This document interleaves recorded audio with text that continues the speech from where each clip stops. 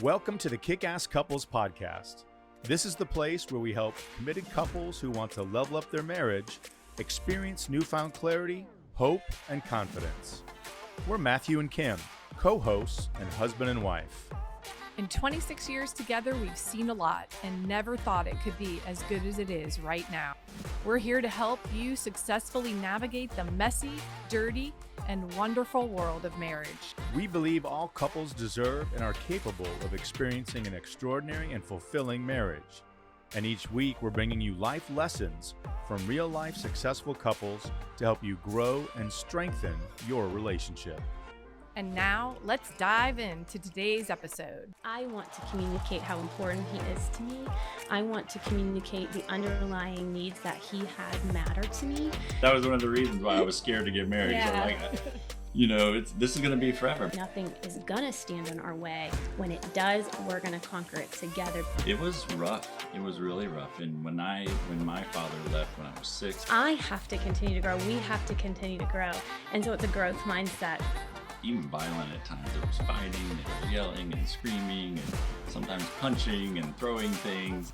We'll get started right after this message.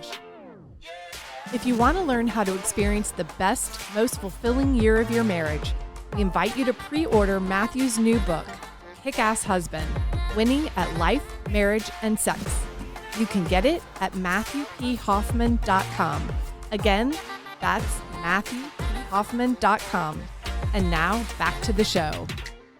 We want to know from each of you, what do you guys think makes your relationship kick-ass? Why are you guys a kick-ass couple? That's a great question. I think everyone needs to ask themselves that question. One of the things that jumps out to me is that Jeff and I early on, we met in graduate school, getting our Master of Arts in Professional Counseling. And then he went on to get a PhD. And I like to say that we found our purpose and our passion, and then we found each other, and we both share in a very similar purpose and passion. And so what I see in that is that leads us to challenge each other in our growth, because we have a common purpose and we're both very passionate about helping people discover their true identity and then come together as a couple to be stronger in that. So our personal growth is involved with that. And that's one of the things I love about therapy and counseling and coaching, is that I have to continue to grow. We have to continue to grow. And so it's a growth mindset. The second thing is it leads to just that increased attraction to the other person, because when you see them in their element, you watch them explore and just continue to grow, there's that sense of magnetism. You're just attracted to one another. And then I think finally, the work that we do emphasizes bonding. And so there's a sense that when we have a common purpose and passion, we're deepening in that bond together. And I awakened even just a few years ago and realized in the research that I don't have to be this ever ongoing, more attractive person even. All I have to do is recognize that our bond is ever deepening, and that as we fulfill our purpose and passion, we will grow, we will have increased attraction, and that bonding will be certain and sure. And the more I'm bonded to him, the more I want to come close and I want to connect, and I don't have to fear that we're going to go apart or separate ways, because we're winding ever tighter in our purpose and passion together. I love that. I don't have anything to add to that. Wow. That was perfect. She said it well. Yeah, no doubt. Well, thank you for opening up with that. And I know that our listeners are going to hear that and really just take some good stuff from that. So I want to back up with you a little bit, because I believe that we are a product of the people who raised us. I think in many instances that can have been very harmonious. And then there are some times that it is volatile and sometimes even traumatic. And we bring that to the next relationship that we have. And so I'm curious, I want to hear from you, Jeff, first. I would love to hear a little bit about your upbringing and what love looked like for you when you were growing up with your family. Well, that's a really good question. And we do come from an attachment perspective ourselves in the work that we do. So we believe those early relational experiences are very fundamental to how we navigate relationships later in life. So I grew up, and you'll hear from both of us, I'm sure, we grew up in very different households. I grew up in a fairly dysfunctional family. My dad left when I was 6 years old. My mom was thrice divorced.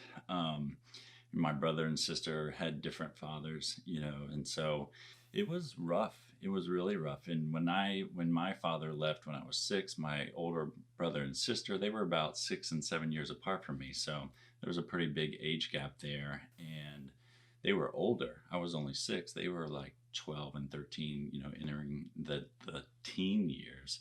And so they started getting into lots of trouble, especially my brother. Hopefully he won't listen to this. No, that'd be fine if he did. So, they got into lots of trouble. And our house was pretty, it was just even violent at times. There was fighting, there was yelling and screaming, and sometimes punching and throwing things. And so it was a fairly rough environment at times, but my mom was also very loving, and she worked very hard to take care of us. She got remarried, so I had a stepfather growing up. So, but it had a lot of ups and downs for sure. And my household was very calm. And so my father never raised his voice. There were 3 of us daughters. And so we just were very compliant. And so we just kind of did what we were told. And we were just, and that comes with its whole other bag of things about me learning later to be more assertive. But I think that in attachment work, what we do is whatever wounds, whatever struggles we have are going to come forward in the marriage. And that's the point. The point is to really create a safe space so that each of you, regardless of where you've come from, can face these things and see the obstacles as opportunities. Sure. So I'd love for you guys each to think about, it sounds like, I know that we do this, and I was laughing with Kim because I know that our kids one day are going to do this as well with us, where they're going to say, how mom and dad did this? We'll never do that, right? Or we really liked it when mom and dad did this. So I'd love to hear maybe from each of you too, what are you bringing from your household that you liked and has established in your relationship? Or maybe, things like, Jeff, I know you're talking about things you didn't experience or didn't care for. How did those form, how the two of you brought these two different backgrounds together and make it one that has obviously lasted and been successful?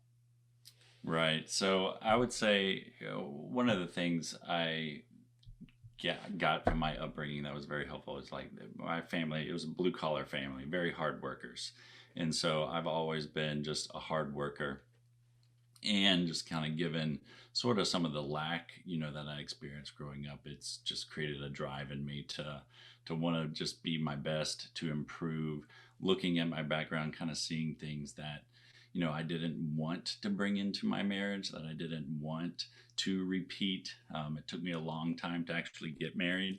So I didn't meet Jessica until I was 29, and we got married when I was 32. So I was a little late to the marriage game by some standards.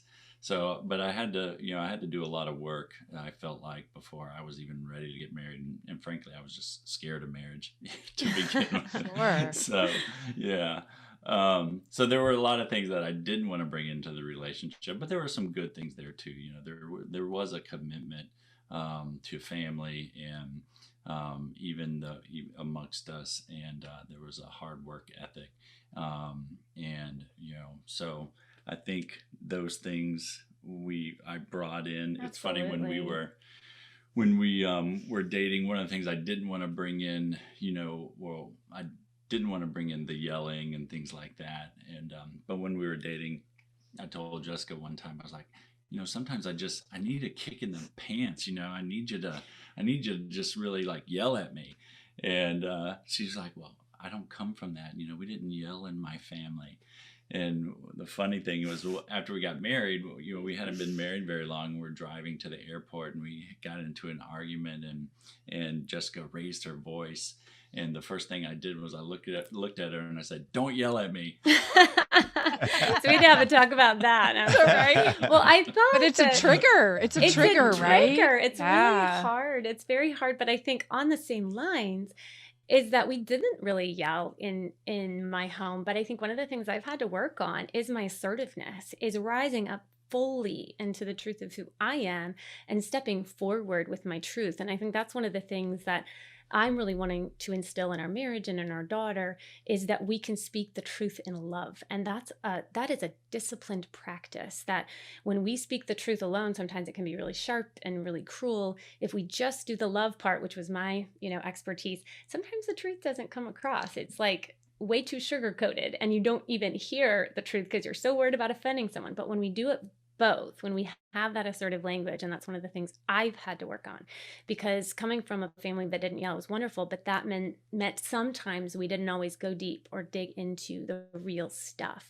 And that's what a really amazing marriage does, is sees obstacles and together looks at each other and we're like, oh no, we're going toward this. We're going toward this together. And that's one of the things, is coming together as a team, recognizing the obstacles outside of you are something you can conquer with a spirit of adventure together. And I think that's something that we have really forged, this willingness to say nothing is gonna stand in our way. When it does, we're gonna conquer it together, because we are going to see each other as teammates, not enemies. And that takes a lot of courage, and it takes a lot of tenacity to do that. And I think that's one of the things that we've really worked to carry forward, and I want to pass along to my own daughter, is that assertiveness and communication. And I love how you said truth in love. That's a great phrase. And it does take work and discipline every single day. Yep. Absolutely, because we all have our tendencies. And I see people in therapy and coaching all the time where they're very good truth tellers, but they're not, they struggle with the love part, or they're very loving, but they struggle to tell the truth. And so it's what side of the spectrum do I find myself, and how do I gently move towards balance in my marriage, in my relationships, because they are going to thrive when you're able to communicate effectively in those ways. So it's definitely truth and love. Have 13 pillars that we believe are what is necessary for a very successful relationship. And the first of those three are what we call 3 C's. And the 3 C's we believe are very foundational. The first of those is commitment. And so I'm going to ask you, Jessica, what does commitment look like to you in your marriage? That's such a great question. To me, commitment looks like that I am going to own my stuff, and then I'm going to show up fully in it. A commitment not just to be in the marriage, but to be vulnerable and real, because I'm really good at making things look nice. Like, I want them to be so great, and I want to present a united front, that sometimes I won't share my true feelings. And that's part of that hesitancy to be truthful, because I don't want conflict. And so I've had to learn how to lean into conflict. I've had to learn to say, you know what, it's messy, and I'm going to pull it out, and we're going to talk about it, and we're going to look at this. And one of the most powerful things we can do in commitment is commit to ourselves, that we're going to see ourselves in love, know ourselves in love, and then see each other in love and know each other in that love too. So to see, to know, and to love, it's hard to do, but that's part of commitment, is yes, we're going to stay together, but in order to be bonded in that deepening way, we've got to be committed to our own work and to showing up and showing love. How about you, Jeff? What does commitment look like to you? First and foremost, for me, given my background experience, commitment means you stay. Right. You stick through it, hell or high water, whatever happens, no plan B, right? Right. That's it. You're married. That was one of the reasons why I was scared to get married. Yeah. So this is going to be forever, but that's how I went into it. I was like, when I get married, that's it. I'm committed to this relationship. I'm committed to the long haul. I believe, marriage is a covenant relationship. And so that's first and foremost. It means staying, and hopefully not just staying, and being miserable, right? Right. It's working on your stuff, So when things aren't going well, you're committed to working through it. You're committed to talking through it. We're not going to be satisfied with a relationship where, we just don't talk, or, we don't have any kind of a connection or intimacy with one another. So that's where you start, but that's not, the end game. Right. That's great. And I think that's a great lead in, because you said you got to talk about it, you got to work on it. So the commitment's kind of the starting point, the foundation, because if you're committed, you're going to do whatever it takes to get there. And I think you both sound like the success of your relationship comes from that commitment you have to each other. And then the next thing you said was talking about it. And that leads right into our second C, which is communication. So Jeff, we'll start with you on this one. And what does communication look like in your relationship, and how do you feel about the way that you and Jessica communicate with one another? We generally communicate pretty good. It's not always perfect, and I don't know of any relationship where the communication is perfect, but we really try to be honest. We try to be vulnerable. We try to be transparent with one another. We don't hide things from each other. We don't keep secrets. If something needs to be said, we say it. Sometimes I struggle like sharing, sometimes like when I'm upset, sometimes have trouble communicating that directly, or have had problems, with that in the past. So we've grown in our communication over time, where we, share, how we're feeling, even if it's, even if I'm upset, or I'm irritated or whatever. And Jessica has too, so that's been an area that we both have had to work on our communication. It's just being honest when they're feeling, when they're not good, when things aren't perfect. And then being able to sort of work through that and talk through that, and be able to receive that, and know that, our relationship itself is not threatened.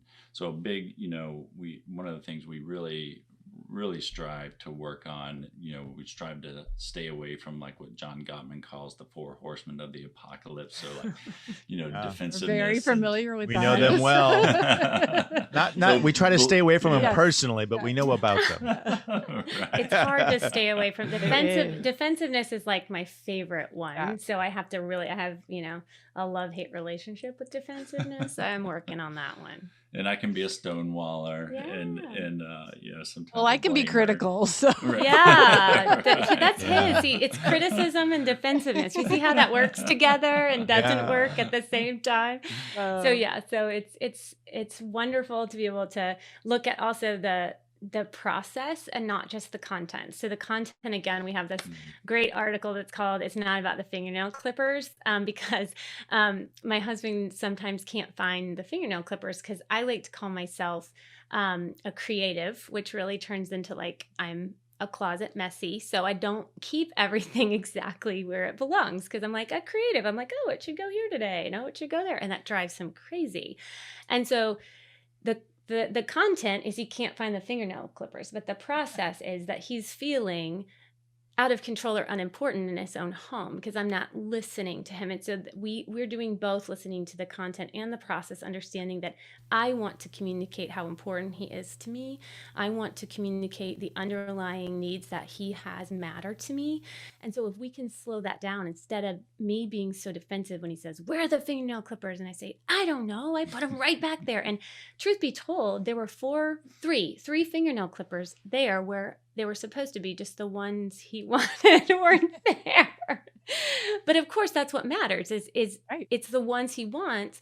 He needs to feel that sense of safety. And so talking about the process is so important, and it's so elusive. It's hard to do. And that's where we have, systems and programs and worksheets that help couples oftentimes get to that, because it can feel so sticky and difficult to understand the process. But once we do, we can slow it down, and we can show care and love to the other person when we would once be showing defensiveness or disinterest, or like I would dismiss him as like, "You're so critical, just stop." But he then can't communicate his need for order, and that matters too. He matters as well. And instead of feeling like this guy who just rants and raves because not everything is perfect, he can feel like he has a place to come to me and say, "Hey, this really bothers me." And I can say, "You know what? It matters to me, and I care about you, and I want you to feel like you can find the things that matter in your own home. So how are we going going to do this? How are we going to go about it? So to me, communication is all that Jeff said, but it's also about understanding that depth of process, the feelings underneath, and being able to validate those feelings.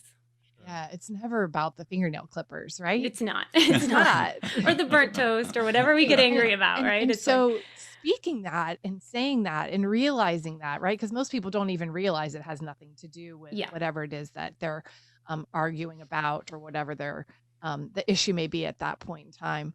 But it really is a lot deeper, and it's more about order in your case. And so thank you for sharing that.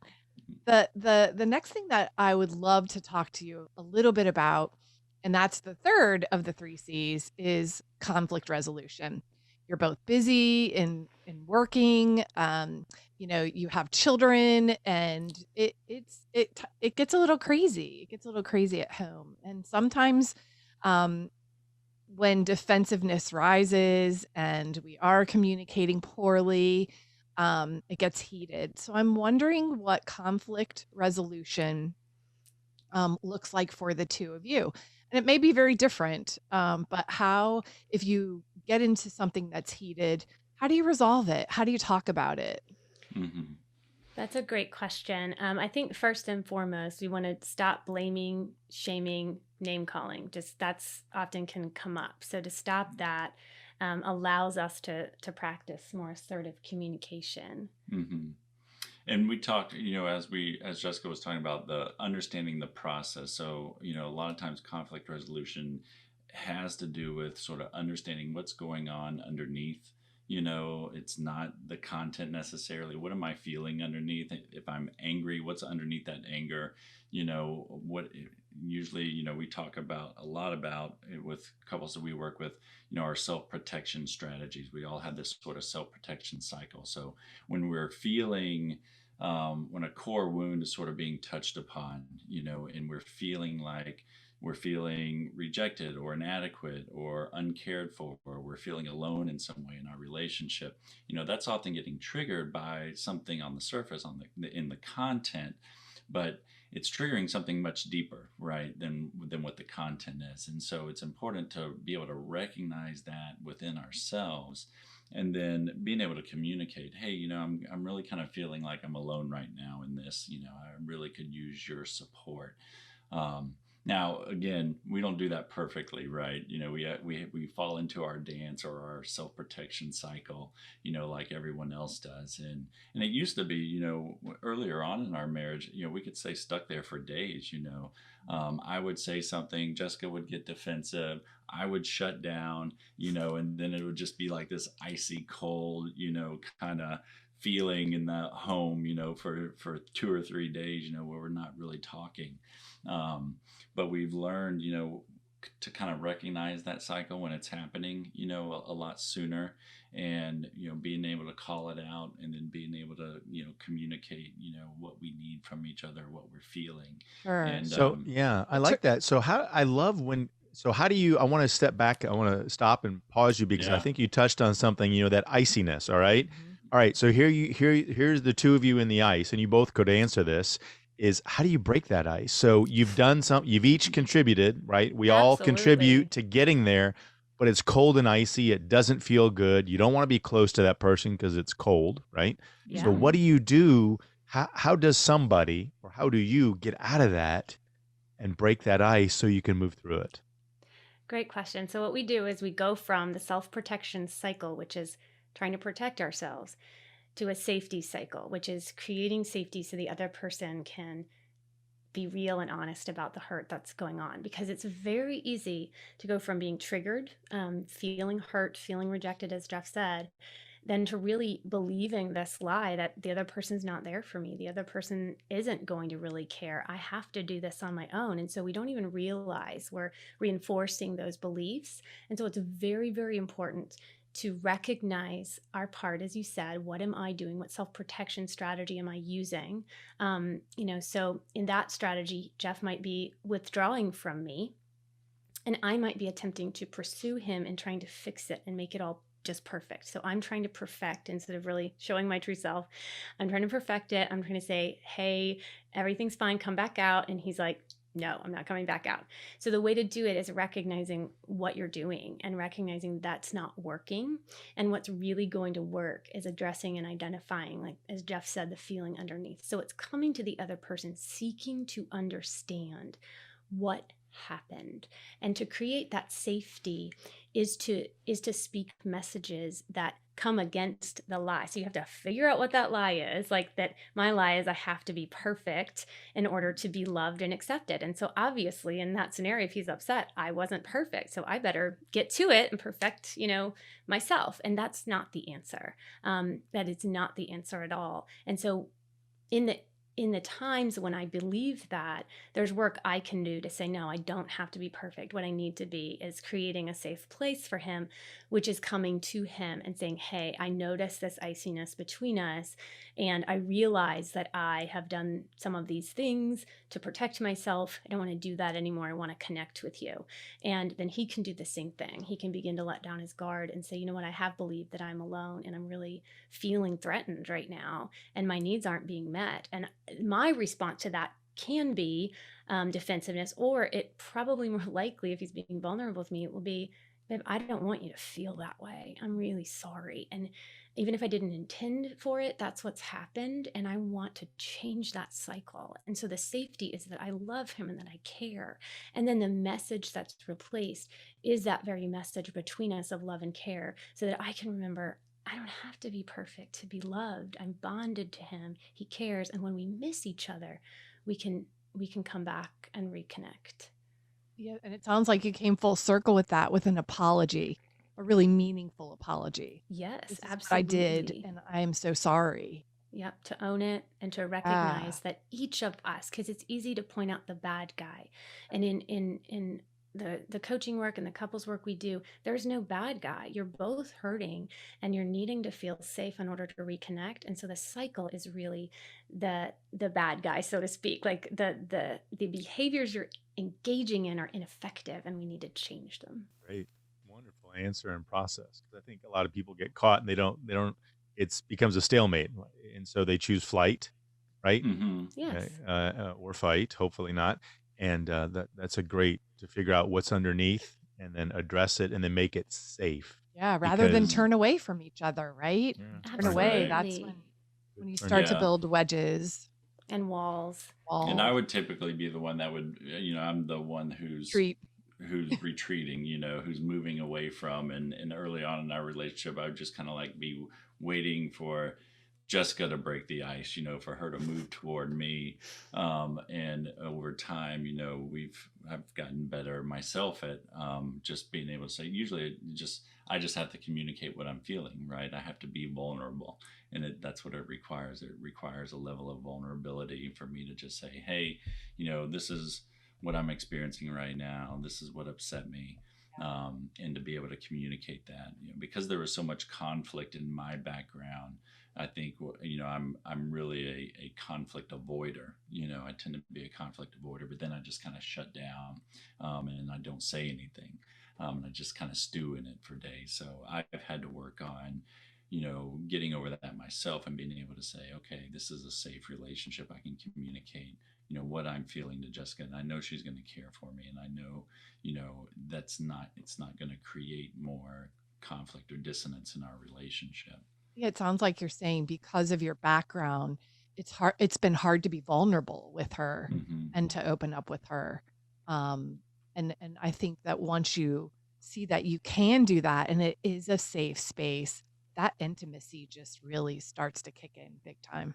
It really does. Absolutely. And I would say one of the tips for couples is if you unveil what that belief is, you have your superpower, because now when you know your spouse's belief, and it's probably a lie, because I don't have to be perfect to be loved, and he doesn't have to be alone to make it in this world, then I can speak truth over him when we're not fighting. I can come to him and say, I want you to know that you're not alone and I'm here and I care for you. And he can say to me, I see how hard you're working and I want you to know you don't have to be perfect. And it's just so beautiful because I can believe that truth and I can sink into it. I can be telling myself that truth in love.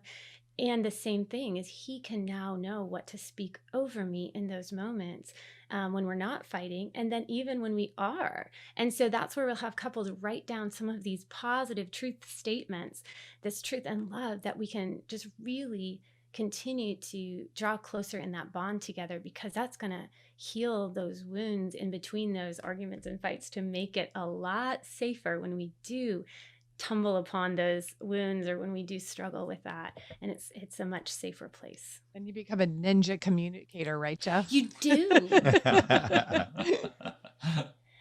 Yeah, I liken it to you're really, it's like Jedi training. It's Right? like Yeah, no emotional doubt. Jedi training. You It got to is. really train for this. It's a Dude. lot. It's a lot. ongoing training, right? It never stops, does it? Never Absolutely. stops. I No. feel like it's learning a new language. I say that to Matthew Mhm. all the time. I feel like I'm It learning a is. new language now that I'm really in this and Yep. really Mhm. working at it every single day and trying to understand the intricacies, because there's so much to it, right? There Mhm. is. We're And all so different.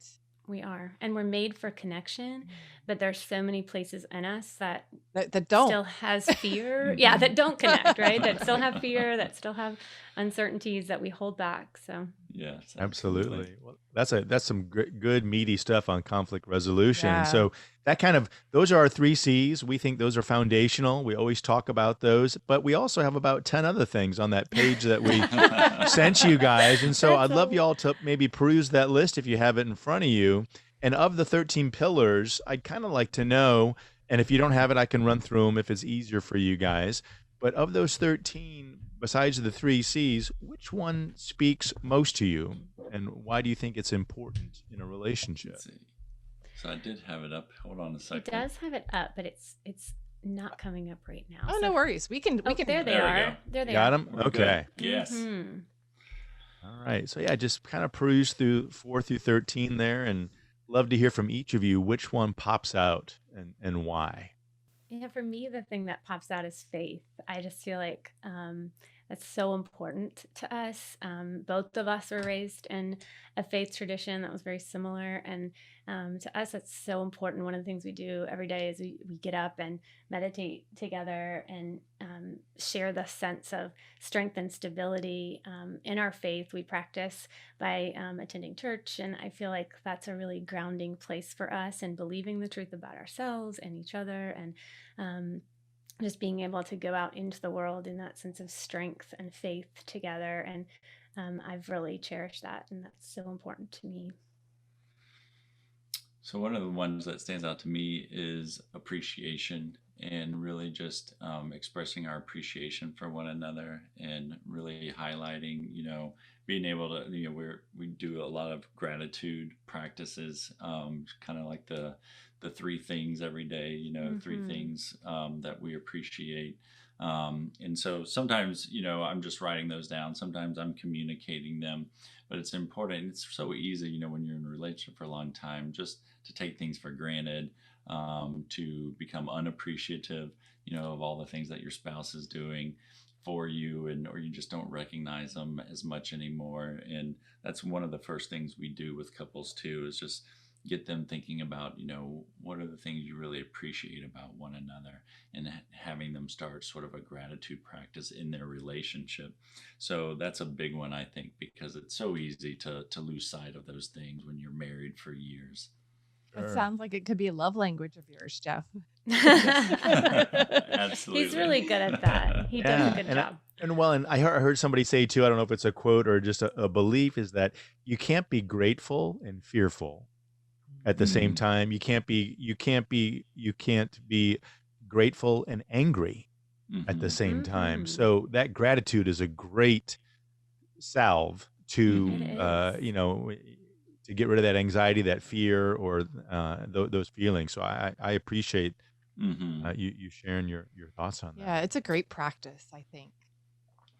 And I like, what you said about being, you can't be grateful and fearful. That's where that security comes in. So that's one of your pillars there, security. And you have to feel secure in the relationship, and have to, have that sense of security to be able to be vulnerable. What makes you feel secure? What makes me feel secure? I think, it's just it's really just knowing that, it's sort of that unconditional love piece, knowing that Jessica is committed to me, that she loves me. She's amazing when it comes to just being able to show a sense of unconditional love and compassion. She's got one of the most compassionate hearts of anyone I think I've ever met.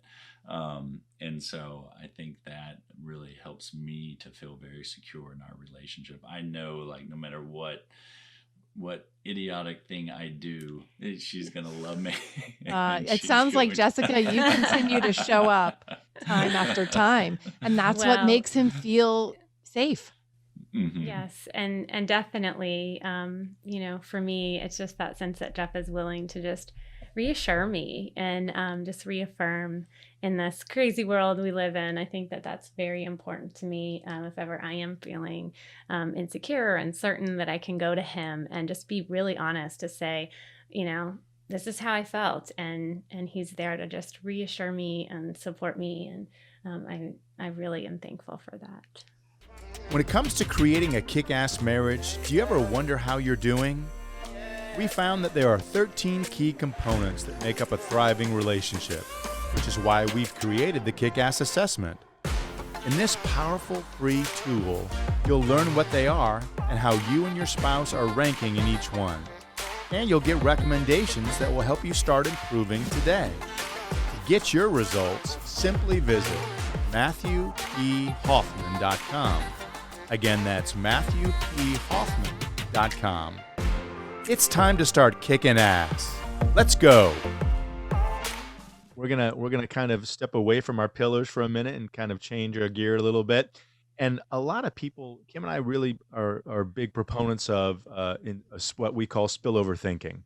And we think that the success of our relationship, we're coming up on 27 years this year, Woo. and greatest than it's ever been right now. That's amazing. Definitely. And what's so neat is that success in our relationship has led to success in every other area of our life. So it's the nucleus of who we are. So I'm curious, how do you all feel about the success of your relationship? Where and how do you see it affecting other areas of your lives outside of your relationship? How does it spill over? Absolutely. I think that the grounding foundation of feeling secure and loved and feeling like you can be known is that you can go out into the world and really discover more and more of who you are. And again, I was going to get my master's degree in counseling when I met Jeff, and he was as well. And so I knew the direction I was headed. But for example, I don't know that I would have ever gone into private practice had I not had the support of my husband, had I not had him there as just seeing me and seeing this potential. Because again, part of my struggle is I'm such an empath, I'm such a tender heart that I tend to shy away from things that feel really overwhelming to me, because I get overwhelmed easily because I'm very tender and sensitive. So I think there's the sense that he, in many ways, is a huge strength and shows me how I can be strong too. And so there's not a codependency there. He's helping me discover more of my strength by encouraging me to do these things on my own. So I went out and started private practice, and it's been very successful, and he's been so amazingly supportive. And so that's one of the things that I see is just me becoming who I was intended to be, in part because I'm supported and loved. Mm-hmm. Yeah, I think, another spillover area is what we started in the past year, with Greatest Marriage Ever. We started, the online coaching practice, and, we're both in the mental health profession. I'm a psychologist. He's a licensed professional counselor. And you do things a certain way and you sort of operate inside this box, right? This certain box in that field, and it's safe and it's secure and it's what you know. And when I started, I kind of dragged her into it in the beginning. When we started this online coaching, I was initially starting to do it myself. I wanted to do something, and then I was just like, it was all new stuff, and I had this panic moment. I don't know if I can do this. And I remember waking her up one morning. I was up early working on something, and I was like, I need your help. And she came downstairs and jumped in with me, and we started working on some stuff together. And then it wasn't long before we just realized that our hearts were for serving people, especially serving marriages and relationships. And I think the success of our relationship allowed us to enter into that work together, and to influence more people and have a bigger impact on couples and marriages. I think we all share the same desire. Um, I think it's wonderful that you are sort of struggling a little bit and you said, "Hey, I need your help." And look what that evolved to. Mm. So I think Absolutely. that's very special. And when we ask for help, as a individual in a relationship, when someone is deeply loving us, what they do is they see us and they reflect back what they see. And so that's our time to fully see ourselves in love. And that's something we need, because there are parts of us we can't see without a mirror. And that marriage, again, can be that mirror to say, I want you to see what I see. And it's exquisite and it's strong and it's beautiful, and the world needs you just as you are. And as you move towards your passion, you're going to grow into what you were always intended to be. And that's what I feel is so strong in healthy marriage relationships, is it that we are going to become who we were intended to be, and we're going to become it together. And there's nothing more beautiful than being fulfilled and doing it as a team. Yeah, and as Matthew said, it just spills over into everything else that you do, It does. to your Absolutely. family, to your friends, Yep. to your congregation. Yep. Mhm. And I see that in Beautiful parenting as thing. well. Yeah, parenting is another area that I think we are modeling every single day how to communicate in a way that our daughter is going to absorb it. It's not just even, she'll learn it, but she'll also absorb it on a level that she won't even fully understand until she goes to do it. And it's a little bit easier for her. Now, it's still going to be hard. We still don't do everything perfectly, but the more we effectively communicate and work from that sense of vulnerability and open honesty, she's going to learn how to do that in a way that is so much easier for her. And that's another way I see that we are training the next generation in how to have deep, intimate relationship, whether it be through coaching or whether it be through just immediate contact with our own children in our own home. And that is something that is desperately needed. Yeah, I think modeling that behavior for your family is the best, one of the very best gifts you can give to them, Mhm. Absolutely. because they see it, they hear Right. it, They they see do. it, they know it, they feel it. They do. Right. So And important. I find this, that when we do our work and we help one another heal those wounds, we don't leave those wounds for our children to have to heal, because we're doing our work. We hand them the blueprint for how to do their own work, and they still have to do it. They still have to do Right. their own work, Right. but they're not doing our undone work. And that is such a gift we can give them. So we got to dig deep and we got to do our Yeah. work. And that's what marriage does. Marriage Yeah, they makes have the us role models. do the work. Yeah, marriage does. It makes us see the mess, and if we're willing, we can work together to make it change. So we're going to ask you guys to look back a little bit. And Jeff, I'll ask you to go first.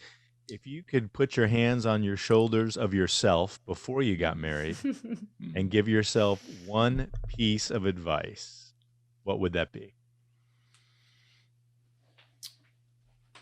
You don't have to be afraid. You Why don't have not? to be afraid.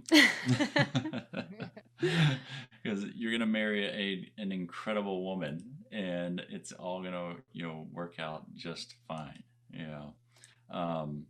Yeah, I think, I mean, even right up until, I was about to ask Jessica to marry me, I was like shaking in my shoes. I was so nervous. And so, I would just go back and say, hey, you don't have to fear this. It's going to be all right.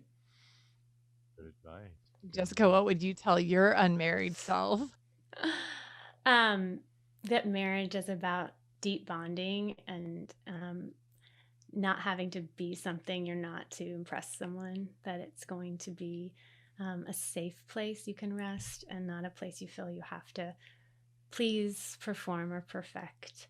And just that peace that it would bring. I had to learn that a lot of ways the hard way, and I'm still learning it, but that's what I would say. Yeah, I hear you saying, just be you. right? Yes. Just be you. Yeah. Just be real. Yeah. Great advice from both of you guys, and a lot of great Yeah. pearls along the way. I did take a few notes, so I'll I definitely know. using some of those Yeah. nuggets that you shared with us today. So we talked a little bit about what you guys are doing, independent practice, working together. If people Mhm. want to learn more about you or find you or reach out to Mhm. you, how do they do that? Where's the best place for them to do that with you guys? Best place is to go to our website, www.greatestmarriageever.com. And you can do a free connection challenge, and we actually we'll have a special page just for the podcast, that a link that we can send to people for Kickass Couples Podcast, and they can jump on there and sign up for our free connection challenge. And what is that connection challenge? Tell us what that is. So it's a 5-day challenge. You can take it whenever you want to. You just sign up for it, and it's automated. So you'll get material each day, little exercises to do, and we just say, you just need to set aside 10 minutes a day. If you're feeling disconnected in your relationship and you want a greater connection, set aside 10 minutes a day for 5 days. So take the challenge and see what kind of a difference that can make in your relationship. And a lot of couples say they didn't realize that 10 minutes could make such a big difference. Yeah, it's amazing how little time we really give our spouses when it comes down to it. And it's just that 10 minutes of undivided attention that means so much in a day. It does. Well, And thank it's you intent- both so much. You guys really showed up today, and we're so grateful. And I know that I took away from this a lot of great things, which I know our listeners have as well. When Matthew said there were some great pearls, no doubt. Absolutely. We look forward to sharing those. So thank you. And we'll look forward to finding you. And we're going to go take that challenge. We're going to get out there and get on your website. We encourage our listeners to do the same, Absolutely. and, and make this your number one relationship, because as you guys know, happily ever after doesn't just happen. Absolutely. And Yes. we all get to work on that. So thanks for being on with us today. And we look forward to speaking with you guys soon. Thank you. Bye, Thank you so guys. much for having us. Bye. Bye-bye. That's all we've got for this episode of the Kickass Couples Podcast. If you like the content of this show, you'll love Matthew's upcoming book, Kickass Husband: Winning at Life, Marriage, and Sex. To receive a digital mini book of quotes and images from the book, all you have to do is rate this show and leave a review in Apple Podcasts, Spotify, or wherever you tune in to listen. Then email us a screenshot of your review at podcast@kickasscouplespodcast.com, and we'll get it over to you right away. Until next time, remember, happily ever after doesn't just happen, it's on purpose.